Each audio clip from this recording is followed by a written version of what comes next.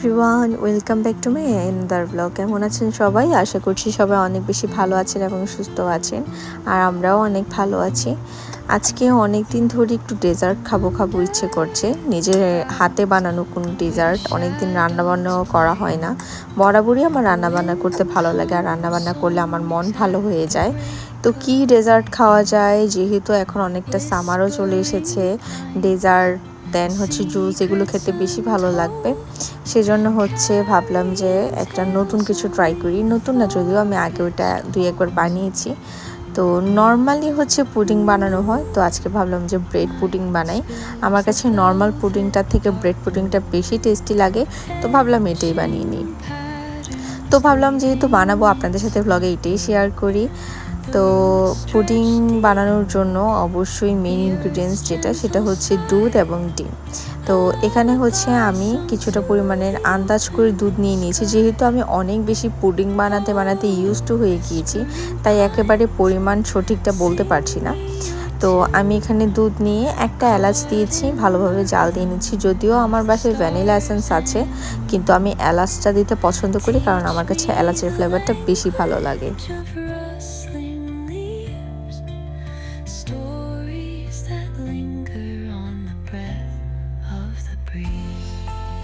তো এইরকম হালকা বলক চলে আসলে আমি চুলাটাকে অফ করে দিয়ে ঢাকা দিয়ে রেখেছি একেবারে পুরোপুরি ঠান্ডা হয়ে যাওয়ার জন্য। আর ব্রেড পুডিংয়ে হচ্ছে ক্যারামেলের সাথে এইভাবে করে কাজু এবং কাঠবাদাম হচ্ছে কুচি করে দিয়ে দেওয়া হয়। এটা চাইলে আপনারা স্কিপও করতে পারেন, কিন্তু যেহেতু বাদাম আমরা খেতে পছন্দ করি, তাই আমি বাদামটাকে দেওয়ারই ট্রাই করি। তাই অল্প পরিমাণের বাদাম এখানে হচ্ছে ভালোভাবে কুচি করে নিচ্ছি।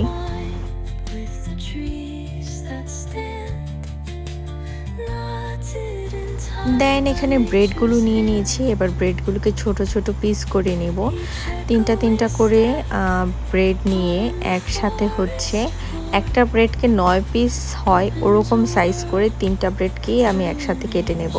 আমি এটার পরিমাণটা এজন্য বললাম, তাহলে হচ্ছে আপনাদের সাইজটা বুঝতে সুবিধা হবে।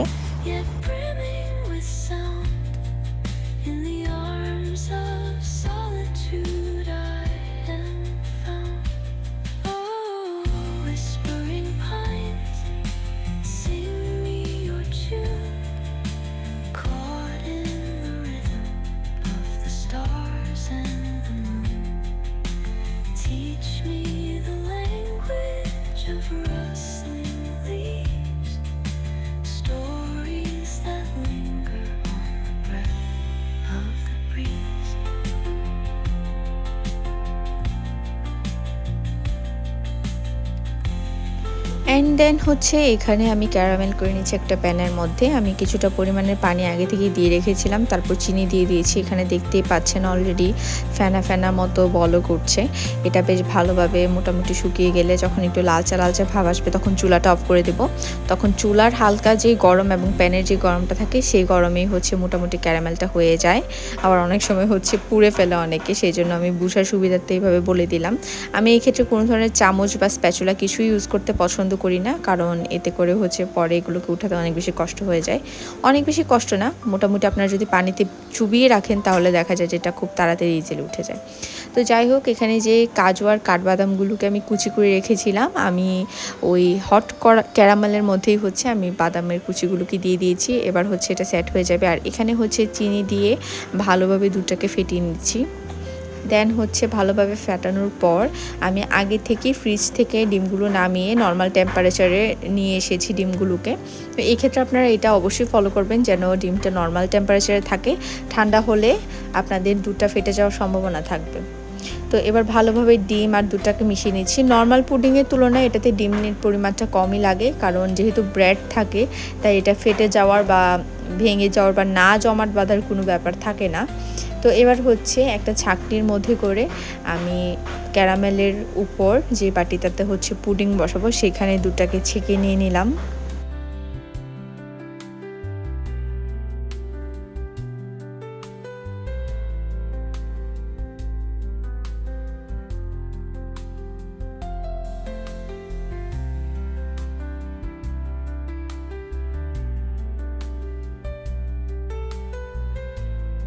দেন হচ্ছে সবগুলো ব্রেডকে আমি দিয়ে দিচ্ছি দুধের মধ্যে এবং হচ্ছে চামচ দিয়ে হালকা করে চেপে চেপে ভালোভাবে বসিয়ে দেবো দুধের মধ্যে, যেন দুধের যেই মিশ্রণটা তৈরি করেছি ভালোভাবে যেন অ্যাবজর্ভ করে যায় পাউরুটিটার মধ্যে।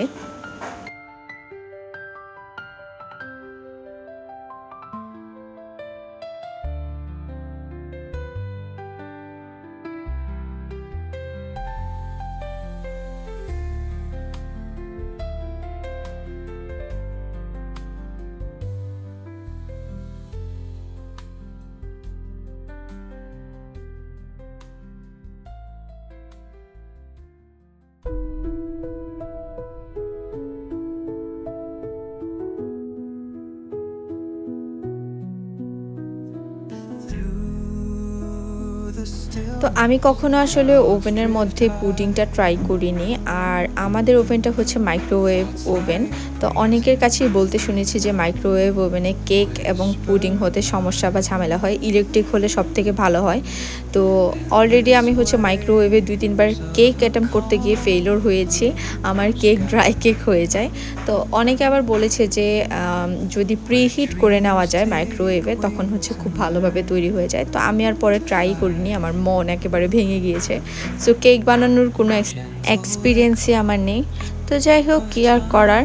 এখন হচ্ছে পরের দিন সকালবেলা আমি চুলায় আমার পুডিংটাকে তৈরি করে নিয়েছি। আসলে পুডিং বানানোর থেকে আমার কাছে মনে হয় যে এটার প্রসিডিউরটা অনেক বেশি লেন্দি। আর এখানে হচ্ছে আমি নর্মাল টেম্পারেচারে মানে গরম যখন হিট দিয়ে এটাকে করা হয় তারপরে নর্মাল টেম্পারেচারে আসার পর এটাকে ফ্রিজে রেখে দিয়েছিলাম আর কি। তো তারপর মোটামুটি এখন সন্ধ্যাবেলা, এখন হচ্ছে ফাইনালি আমরা এটাকে টেস্ট করে দেখব যে পুডিংটা ঠিক কেমন হয়েছে।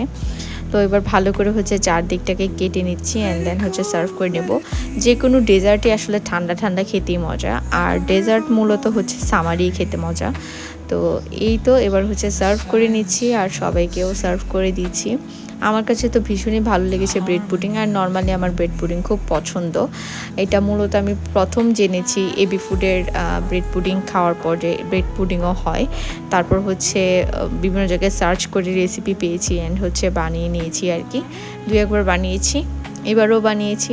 দেন হচ্ছে সবাইকে দিলাম, সবাই পছন্দ করেছে, আমারও ভালো লেগেছে। বাট আমার ছেলে খায়নি, এটাই আমার একটা আফসোস। ওর জন্য যত কিছুই করি না কেন সে কিছু খাবে না, ট্রাই করবে না। তো এটা যেহেতু ব্রেড পুডিং সেজন্য ক্যারামেলের হচ্ছে যেই আলাদাভাবে থাকে গ্রেভিটা, ওইটা আর হয় না আর কি। তো এই যে খুবই ডেলিশিয়াস হয়েছিল। আমি জানি না এখানে দেখতে কেমন লাগছে বা আপনাদের কেমন লাগছে, বাট আমাদের খেতে খুবই ভালো লেগেছে। তো এই তো আজকের ব্লগ এটাই ছিল। কেমন লেগেছে আজকের ব্লগ অবশ্যই সবাই কমেন্ট করে জানাবেন। যদি ভালো লেগে থাকে তাহলে অবশ্যই আমার চ্যানেল সাবস্ক্রাইব করে বেল আইকনে প্রেস করে আমার পাশেই থাকবেন। দেখা হচ্ছে নেক্সট ব্লগে। টিল দেন সবাই অনেক ভালো থাকবেন, সুস্থ থাকবেন। নাও টাটা।